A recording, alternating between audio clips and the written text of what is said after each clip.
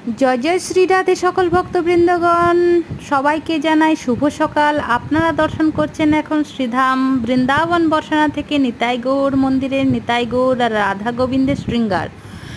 তো আপনাদেরকে সকলকে জানাই আগামীকালের যে গোপালের জন্ম মহোৎসব জন্মাষ্টমী, যারা ভক্তবৃন্দগণ সবাই জানেন প্রত্যেক বছরের ন্যায় এবারও আমাদের মথুরাতে খুব ধুমধাম করে গোপালের জন্ম উৎসব মানানো হয়। গোকুলে তো অবশ্যই হয়, আর সব জায়গায় সব ঘরে ঘরে গোপালের কিন্তু সুন্দর সুন্দর ভোগ বানানো হয় এবং গোপালকে ভোগ দেওয়া যায় এবং ব্রত রাখা যায়। তো আপনাদেরকে যারা জানেন না তাদেরকে বলছি, গোপালকে খুব করে ভালোবাসুন। আগামী দিন গোপালকে অভিষেক করাবেন রাত 12টার পরে এবং গোপালকে সুন্দর সুন্দর ভোগ রন্ধন করে দেবেন।